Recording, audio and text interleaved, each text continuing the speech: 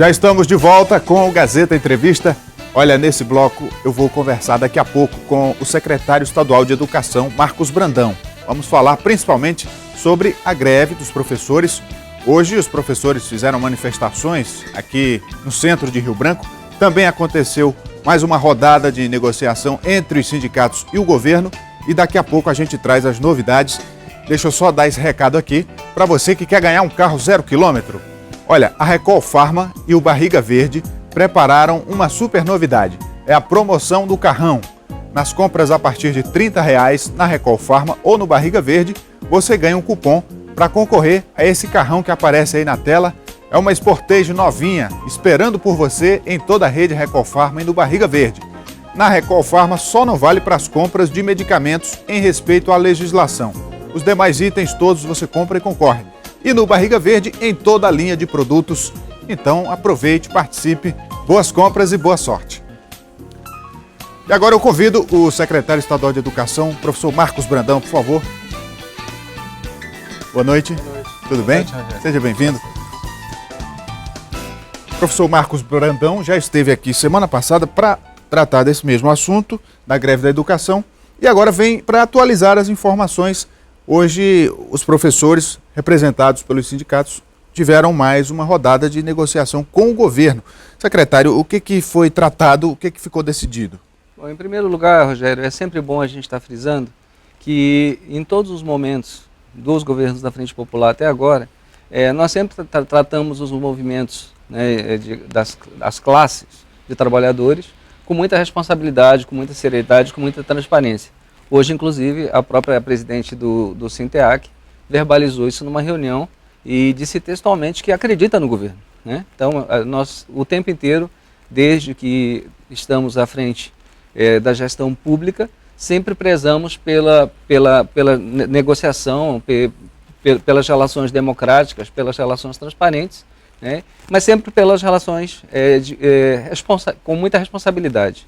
E no decorrer de todos os anos em que a gente vem atuando, uma das grandes preocupações centrais do governo tem sempre sido a valorização dos servidores, em todos os aspectos, e não só a valorização salarial, mas as condições de trabalho, né, a formação dos servidores e tudo mais.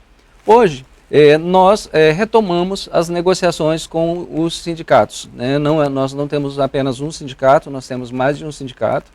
Nós temos o Sinteac, temos o Simproac. O Sinteac representa os docentes e não docentes, e o Simproac representa os docentes, e agora nós temos mais um sindicato que representa os não docentes.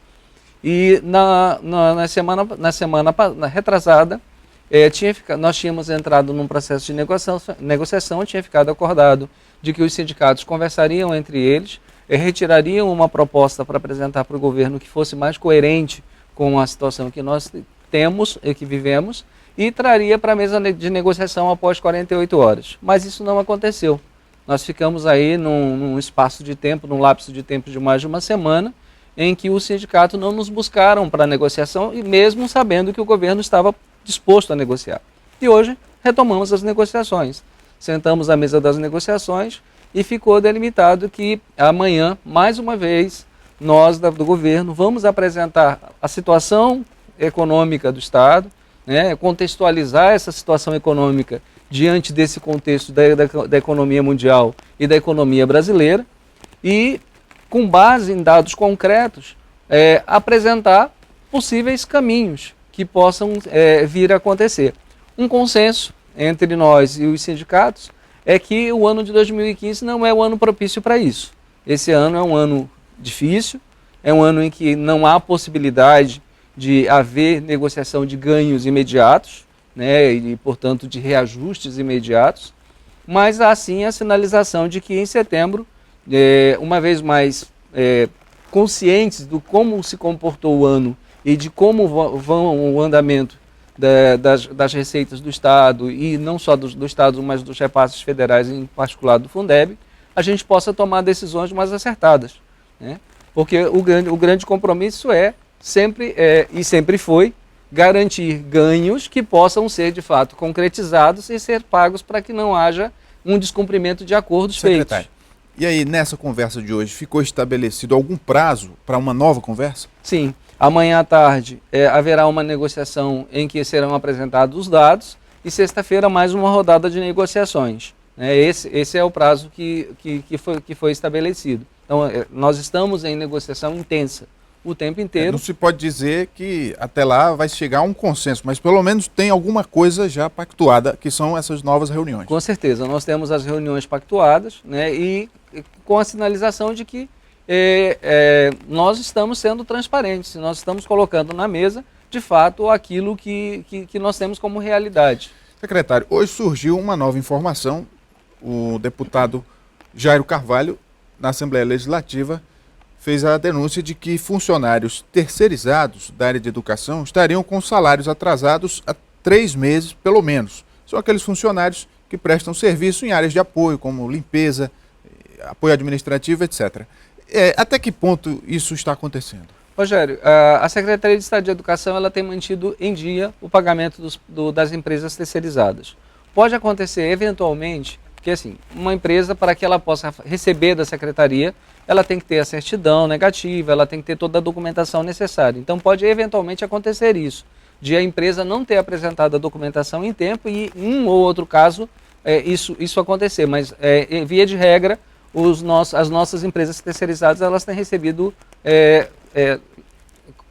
nos prazos devidos. Porque esse é um assunto que volta e meia vem à tona de que tem gente terceirizada, e aí não é só na área da educação, é no governo como um todo, com salário atrasado.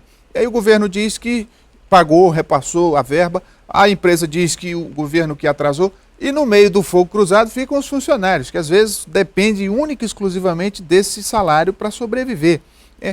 Existe uma política de fiscalizar melhor isso? Até que ponto a Secretaria se preocupa para que num momento como esse a situação não se agrave ainda mais, né? Então, conosco, eu posso falar especificamente, há um sentimento do governo, de uma forma geral, de que não haja nenhum tipo de prejuízo para os servidores terceirizados, né? Os profissionais terceirizados, até porque eles prestam um serviço relevante para o Estado. Então, há um compromisso do governo como um todo de pagar em dia as empresas que prestam serviço e, consequentemente, espera-se que as empresas, por sua vez, paguem também os funcionários, os servidores dela, né? No caso da educação, a gente tem feito isso. A gente tem feito o repasse correspondente e tem dialogado muito com as empresas, no sentido de não atrasar os salários dos terceirizados, porque isso causa um prejuízo.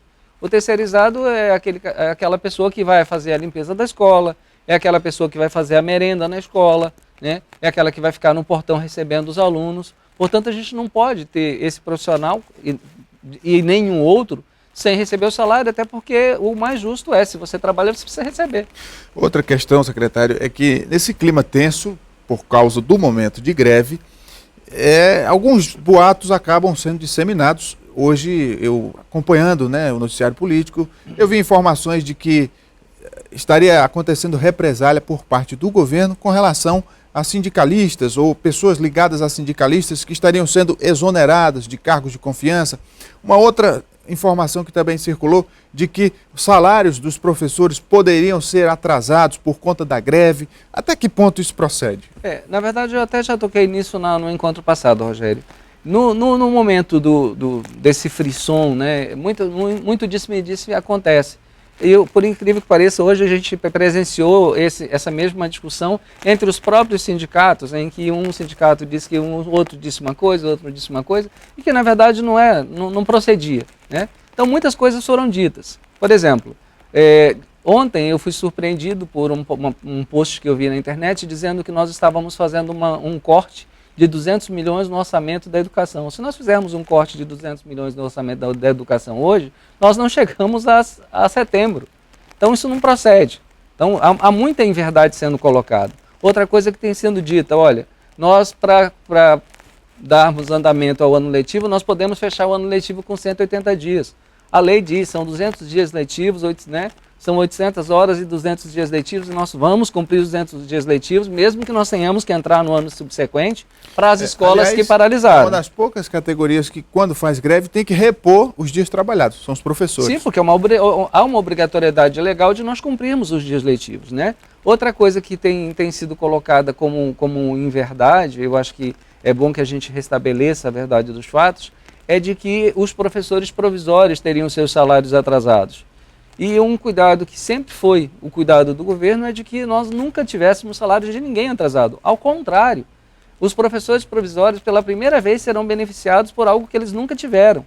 Eles agora têm um contrato de 24 meses prorrogáveis por 24 meses e com essa renovação dos 24 meses por mais 24 meses, eles terão ganhos que eles nunca tinham.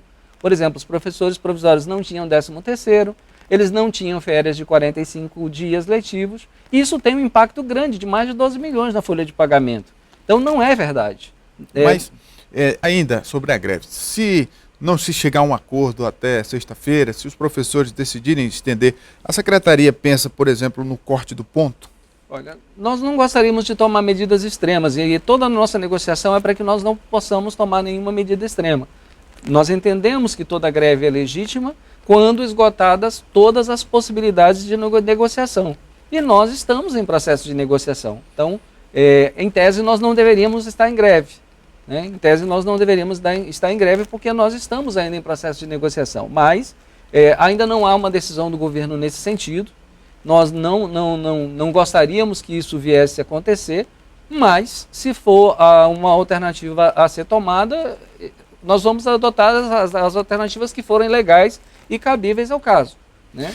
É evidente que a greve atrapalha o calendário da educação, restringe algumas atividades, mas alguns programas caminham já um pouco independentes. Esse programa mais recente, o programa Quero Ler, né, que é o combate ao analfabetismo, como é que está funcionando? Ele estava no início, quando começou a greve, as atividades foram suspensas? Nós temos atividades que estão ocorrendo normalmente. Todos os programas da Secretaria de Educação e algumas modalidades, elas estão ocorrendo sem nenhum tipo de transtorno. Por exemplo, a educação de jovens e adultos está funcionando, o Alfa, né, que é o programa Quero Ler, com Alfa e EJA, estão funcionando, o PEN Poronga estão funcionando, o Asas da Florestania estão funcionando, e o ensino regular também tem mais de 80% da nossa rede está funcionando. Nós temos algo, em Rio Branco, algo em torno de 18 escolas, 20 escolas que não estão funcionando na sua plenitude, porque algumas delas também estão funcionando parcialmente. Então, sim, o andamento das ações do programa estão acontecendo normalmente. E esse movimento que aconteceu hoje, né, os professores foram para a rua, fizeram protestos, isso é também uma tentativa de chamar a atenção e de colocar a opinião pública a favor dos professores. A gente sabe que tem questões políticas que permeiam tudo isso, os interesses políticos, tem sindicalistas, tem pessoas que têm interesse em eleições futuras. Como é que o senhor vê isso tudo e como administrar todos esses interesses? Isso faz parte do Estado democrático. Né? O Estado democrático é plural, ele prevê divergências de natureza conceitual, de natureza ideológica, todo tipo de divergência de compreensão de realidade. O fato só tem uma coisa que a gente não pode desconsiderar nunca, é que no nosso caso específico nós trabalhamos com pessoas e trabalhamos com a educação das pessoas. E isso a gente não pode perder de vista de jeito nenhum. E principalmente os alunos que são os mais prejudicados. E não podemos perder de vista exatamente o prejuízo que isso pode ter na formação dos nossos alunos. Por isso a gente tem chamado muito, tanto os nossos gestores quanto os professores, a responsabilidade. Nós não estamos nos furtando a negociação. Nós estamos abertos à negociação, nós já assinalamos quando essa negociação ela deve acontecer e estamos pedindo que tanto os gestores e os professores tenham a consciência, né, desse período e tenham consciência também dos danos que essa greve pode ter. Porque nós tivemos um período de enchente que já comprometeu o início do ano letivo e nós temos agora para algumas escolas, apenas algumas escolas que não estão funcionando, porque algumas vão inclusive ter o recesso porque não paralisaram as suas ações, alguns tipos de transtornos, como por exemplo, agora no final do ano nós teremos avaliações para o IDEB, que é o indicador da educação básica, mas nós teremos avaliação para os alunos dos terceiros anos, que farão o Enem. E esses alunos podem ter um comprometimento de, inclusive, não poder ingressar na universidade por não... Porque o calendário do Enem está definido. Está definido, é novembro. Não tem alteração. Não há alteração. E o período de matrícula das universidades também está definido. E esses alunos precisam concluir o ano letivo para que eles possam pleitear o acesso ao ensino superior. Muito bem. Conversei aqui com o secretário estadual de Educação, professor Marcos Brandão, torcendo para que se chegue a um desfecho positivo, para que todos saiam ganhando. Obrigado pela vinda. Obrigado, Rogério.